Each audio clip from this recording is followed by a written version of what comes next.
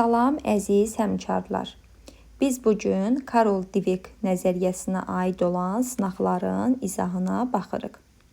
Sual 1. Şagird testlər və səhvlər üzərində işləməyə hər zaman həvəslidir. O çalışır ki, bütün mövzuları təkmilləşdirsin və gələcəkdə səhv etmə riskini minimuma indirsin. Nümunədə istifadə edilib. Baxın, deyir ki, səhvlər üzərində işləyir və çalışır ki, mövzuları təkmilləşdirsin, gələcəkdə səhv etmə riskini minimuma indirsin. Biz Karol Dweck nəzəriyyəsində açıq inkişaf nəzəriyyəsini, bir də qapalı inkişaf nəzəriyyəsini öyrənmişik. Yəni, inkişafa açıq tipli, bir də inkişafa qapalı tipli. İnkişafa açıq tipli risk etməyi sevir, əsasən səhvlərin üzərində işləyir, hələ ki bacarmıram deyir. Amma inkişafa qapalı tipli risk etməyi sevmir, düşünür ki, öyrənə bilmirəmsə heç vaxt öyrənməyəcəm, bacarmıram, burada da nöqtəsini qoyur. İndi burada nə deyir? Hər zaman həvəslidir, biliklərini təkmilləşdirir, səhv etmə riskini minimuma indirir. Deməli, açıq düşüncə tərzinə malikdir və fəaliyyətin stimullaşdırılması tələbindən istifadə olunub. 1-3, yəni özünə stimul verir, özünü həvəsli göstərir, özünü həvəsləndirir, səhv etmə riskini minimuma indirməyə çalışır, stimullaşdırma. Sual 2. Şagird imtahanda aşağı nəticə göstərdiyi üçün keyfi pozulur və ağlamağa başlayır və daha oxumağa, imtahanlara getməyə həvəsinin qalmadığını qeyd edir. Situasiya ilə bağlı müəllimin hansı yanaşması düzgün hesab edilə bilər? Şagird hal-hazırda qapalı düşüncə tərzinə malikdir. Onunla söhbət edərək emosional dəstək olmaq, prosesin olub keçdiyini aşılamaq. Söhbət etmək olar, amma prosesin olub keçdiyini aşılamaq yox. Ona bir istiqamət vermək lazımdır, hər zaman çalışmaq lazım olduğunu bildirmək lazımdır, irəliyə doğru getmək lazım olduğunu bildirməlidir müəllim. A variantını çıxdıq. Şagirdlə motivasiya edici söhbət edərək, ona heç nəyin daş üzərində yazılmadığı qaydasını başa salmaq doğrudur. Yəni, müəllim şagirdlə motivasiya edici söhbət edir ki, heç nə daş üzərində yazılmır. Sən oxusan, yaxşı nəticə toplaya bilərsən, özünü inkişaf elətdirsən, yaxşı nəticə toplaya bilərsən. Deməli, burada oldu B bəndi. Şagirddə qapalı düşüncə tərzində olduğunu demək və bundan tezliklə çıxmağı tapşırmaq səhvdir. Onsuz da bilinir şagird qapalı düşüncə tərzinə malikdir. Bundan tezliklə çıxmağı tapşırmaq, şagird necə çıxsın? Müəllim bir istiqamət verməlidir. C bəndi çıxdıq. Şagirdin növbəti ay yenidən imtahan götürmək səhvdir. Məktəb psixoloqu ilə əməkdaşlığa yönəltmək. Ən zaman, yəni birinci problem olanda müəllim özü həll etməlidir. Əgər özü həll etməyə bacarmırsa, onda psixoloqu ilə əməkdaşlığa yönəldə bilər. Deməli, 2-də oldu B bəndi. Biri uyğunluğu pozur. Səylər məni daha motivasiya edir, açıq düşüncə tərzi. Mənim məqsədim öyrənməkdir, açıq düşüncə tərzi. Daha yüksək nailiyyət əldə etmək istəyirəm, açıq düşüncə tərzi. Daim üzərimdə çalışacağam, açıq düşüncə tərzi. Daim mükəmməlliyə can atıram, bu qapalı düşüncə tərzidir. Yəni, mən hər zaman mükəmməl olmalıyam düşüncəsi qapalıdır. Ramal test imtahanında çox çalışaraq yüksək nəticə əldə edir. Bu halda müəllim verdiyi hansı rəy daha düzgün hesab edilə bilər? Daim ağıllı olmağının nəticəsidir ki, bugünkü imtahanda hədəfinə çatdım, bu səhvdir. Ramal sabahı gün zəif nəticə toplayanda düşünəcək ki, mən ağıllı deyiləm. Düşəcək qapalı tərzə. Anı çıxdıq. Sən hər zaman sinifdə çalışqanlığınla seçilirdin. Ona görə də bu nəticəni səndən gözləyirdim. Bu da səhvdir. Niyə səhvdir?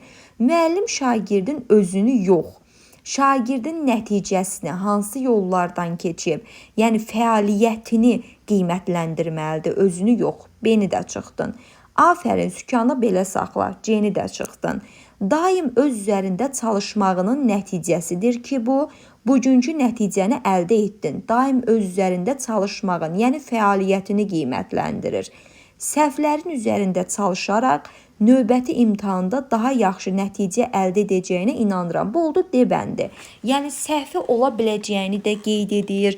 Onun üzərində çalışsan daha yaxşı nəticə toplayacaqsan, onu da qeyd edir.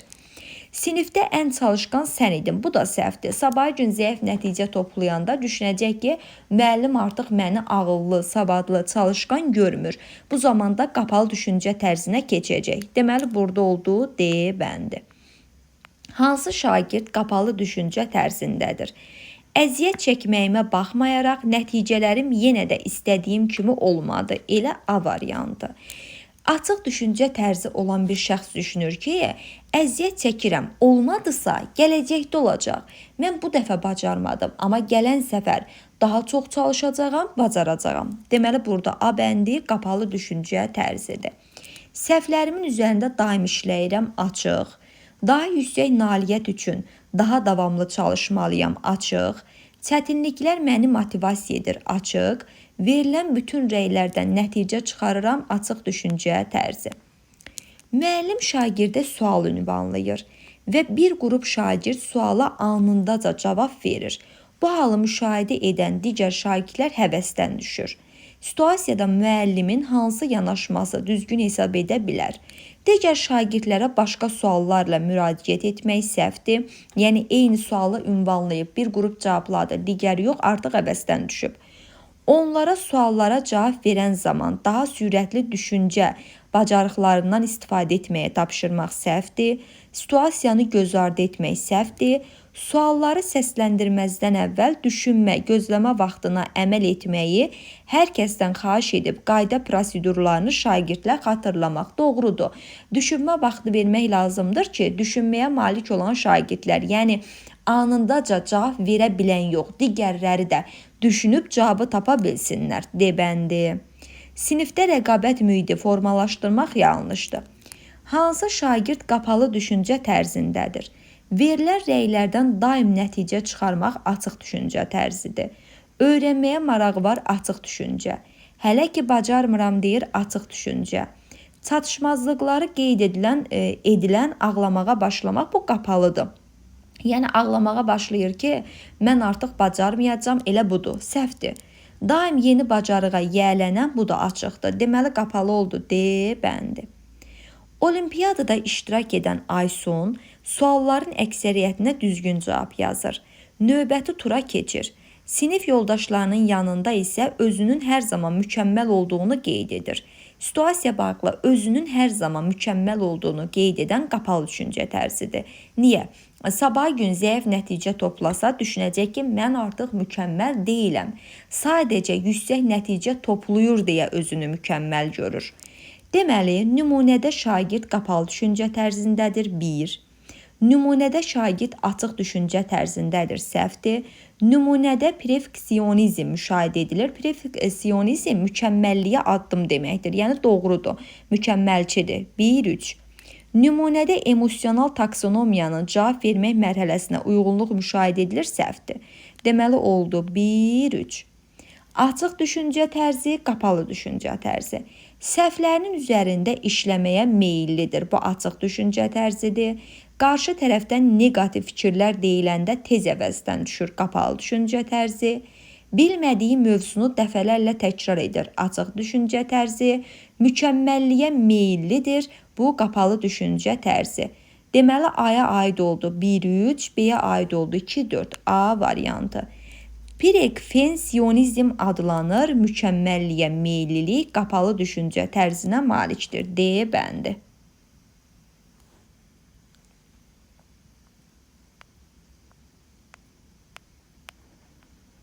Aferin bizə.